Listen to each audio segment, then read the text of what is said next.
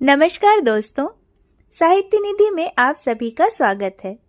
मैं संगीता आज प्रस्तुत करने जा रही हूँ शरद चंद्र जी की लिखी एक लोकप्रिय कहानी भला बुरा।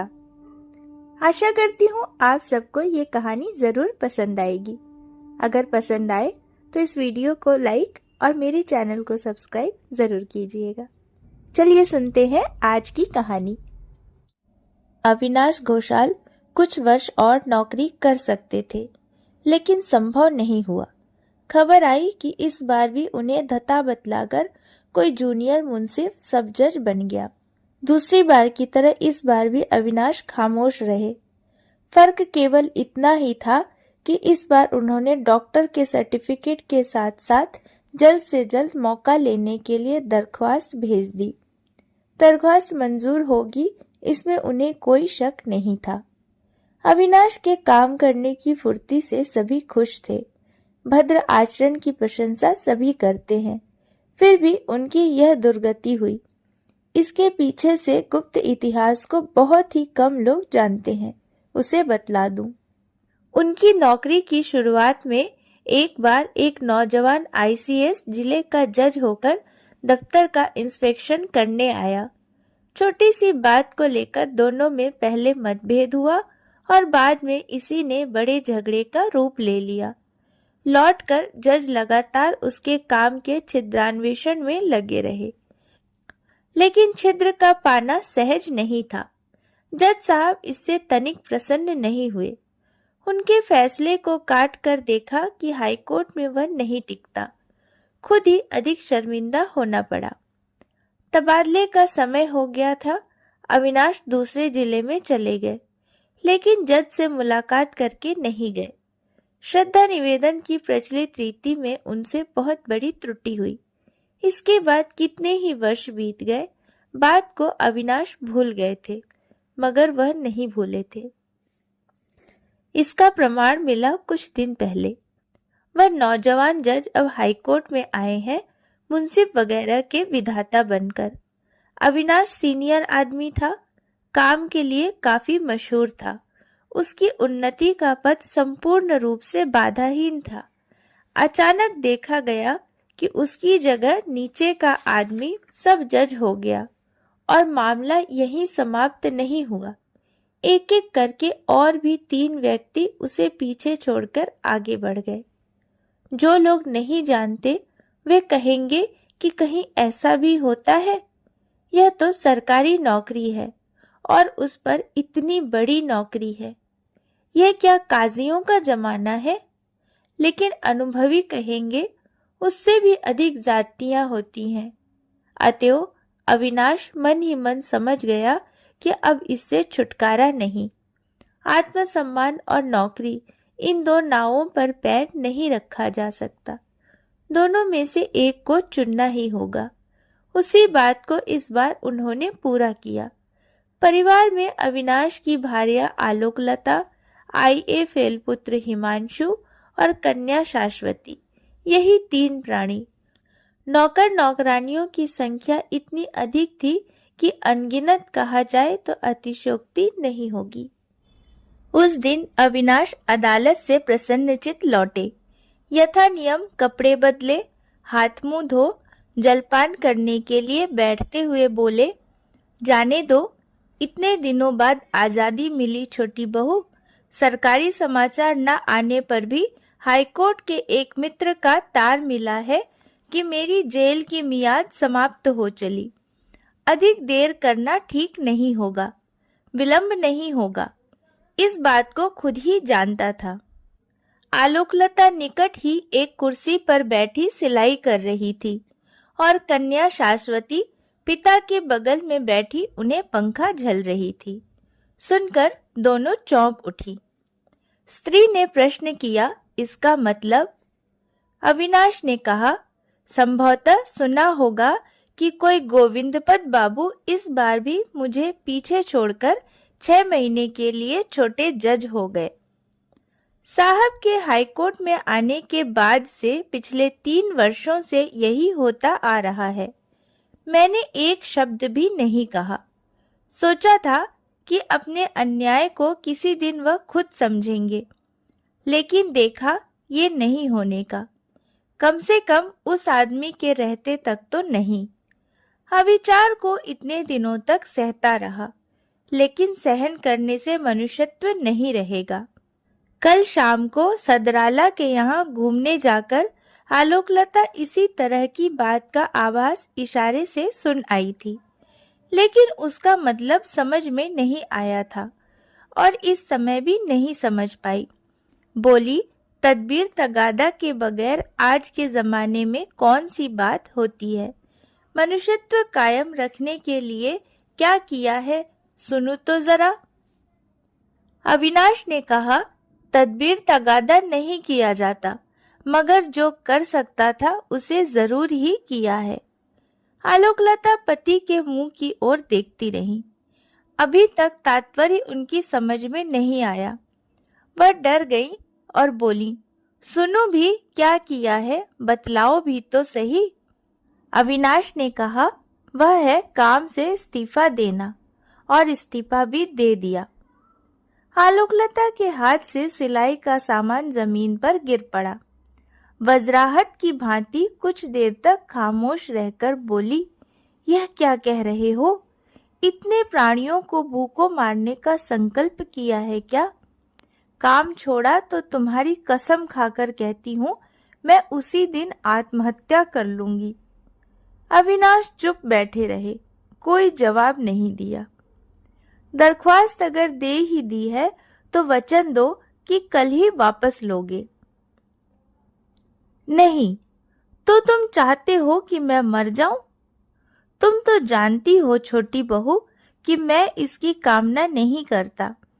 तुम पत्नी होकर अगर पति की मर्यादा को इस तरह से समाप्त करती हो कि लोगों के सामने मस्तक ऊंचा करके खड़ा भी न हो सकूं, तो बात अविनाश के मुंह में अचानक रुद्ध हो गई, पर खत्म नहीं हुई।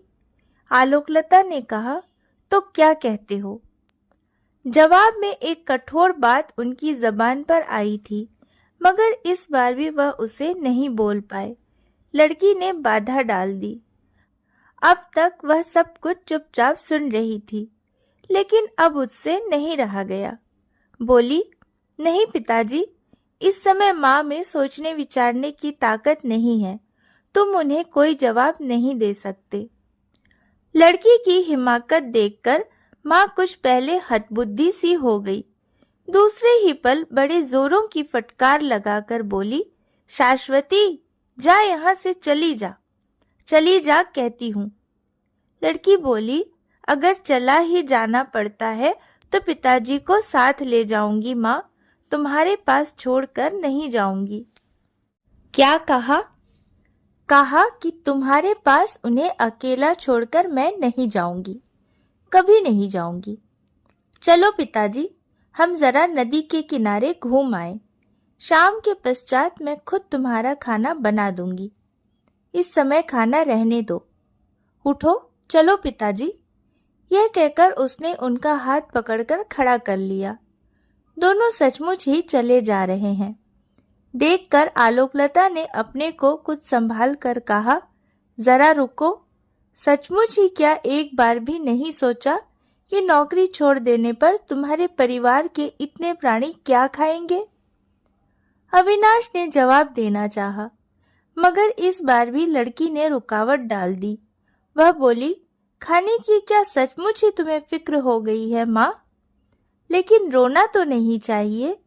नौकरी छोड़ने पर भी पिताजी को पेंशन मिलेगी, और वह भी 300 से कम क्या होगी। बगल वाले मकान के संजीव बाबू 60 रुपए तनख्वाह पाते हैं। खाने वाले उनके यहाँ भी 9-10 हैं। कितनी बार देख आई हूँ, उनके यहाँ का खाना हमारे यहाँ से बुरा नहीं होता। उनका चल रहा है तो हम 3-4 जनों का खाना पहनना नहीं चलेगा। माँ के धीरज का बांध टूट गया। कटु व्यंग के स्वर में चिल्ला उठी, जा, भाग जा मेरी नजरों के सामने से। जब अपना परिवार बसाना तब गृहस्थीपना दिखाना। मेरी गृहस्थी में दखल दिया तो तुझे घर से निकाल बाहर खड़ा कर दूंगी।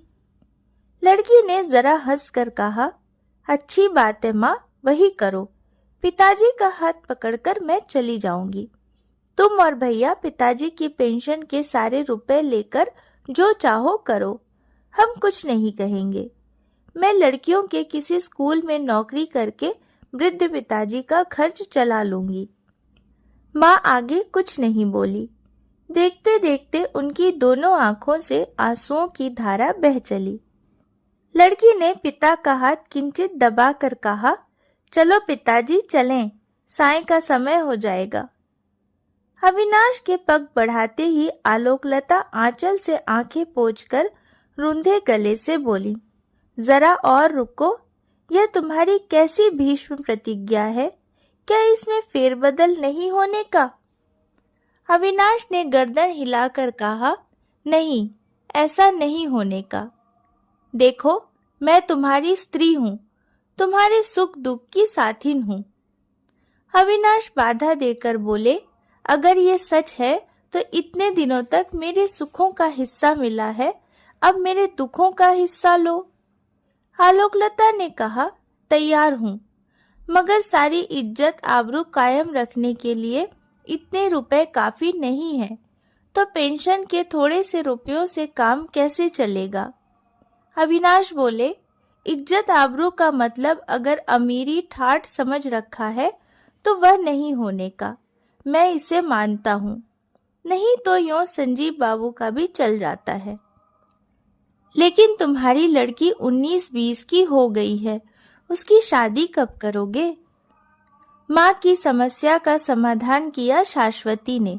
बोली, माँ, मेरी शादी के लिए तुम चिंता ना करो। अगर सोचना ही चाहती हो तो ये सोचो कि संजीव बाबू ने 2 बेटियों का ब्याह कैसे किया। जवाब सुनकर माँ का धीरज फिर टूटा। सजल आंखें तृप्त हो उठी।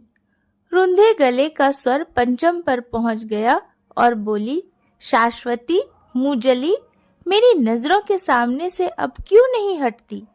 जा, हट जा, मैं कह देती हूँ। जाती हूँ माँ, चलो ना पिताजी। बगल वाले कमरे में हिमांशु कविता करने में लगा हुआ था। आईए परीक्षा के तीसरे प्रयास में अब भी कुछ देर है। उसकी कविताएं वातायन पत्रिका में छपती हैं। दूसरी कोई पत्रिका नहीं लेती है। वातायन संपादक उत्साहित करते हुए चिट्ठी लिखते हैं, हिमांशु, आपकी कविता अच्छी बन पड़ी है। अगली बार एक कविता और भेजें, कुछ छोटी, और साथ ही शाश्वती देवी की एक रचना अवश्य ही भेजें। नहीं जानता वातायन संपादक सच लिखते हैं या मजाक करते हैं, या उनके मन में कोई दूसरी बात है। शाश्वती देखकर हंसती हुई कहती है, भैया, यह चिट्ठी दोस्तों को दिखाते मत फिरना। क्यों, बतला तो। नहीं, यूं ही कह रही हूँ। अपने मुंह मियाँ मिट्ठू बनते फिरना क्या अच्छा लगता है? कविता भेजने के पहले बहन को पढ़ाने के बहाने अपनी गलतियों को वह सुधार लेता है। संशोधन की मात्रा कुछ अधिक हो जाने पर शर्मा कर कहता है, तेरी तरह मैंने तो पिताजी से संस्कृत, व्याकरण, काव्य साहित्य नहीं पढ़ा है, मेरा क्या दोष है? लेकिन शाश्वती, तू जान ले, यह कुछ भी नहीं है। 10 रुपए महीना पर एक पंडित रख लेने से सब कुछ बन जाता है। कविता का यथार्थ जीवन है कल्पना में, भाव में, उसकी अभिव्यंजना में। वहाँ तेरे मुग्ध बोध के बाप की क्या मजाल है जो बाधा पहुँचाए? यह बिल्कुल सच बात है भैया। हिमांशु की कलम की नोक पर एक अच्छी तुक आ गई थी, लेकिन माँ की कठोर आवाज ने सब कुछ छितरा दिया। कलम रख बगल वाले दरवाजे को ठेल कर इस कमरे में पैर रखते ही माँ चिल्ला उठी, जानता है हिमांशु, हमारा कितना बड़ा सत्यानाश हो गया। उन्होंने नौकरी छोड़ दी, नहीं तो उनका मनुष्यत्व खत्म हो रहा था। जानता है क्यों? इसलिए कि उनकी जगह कोई दूसरा आदमी सब जज बन गया है। वे नहीं हो सके। मैं साफ कहे देती हूँ, यह डाह के अलावा और कुछ नहीं है, निरी डाह। हिमांशु ने अचरज से आंखें फाड़ कर कहा, तुम ये क्या कह रही हो माँ? नौकरी छोड़ दी?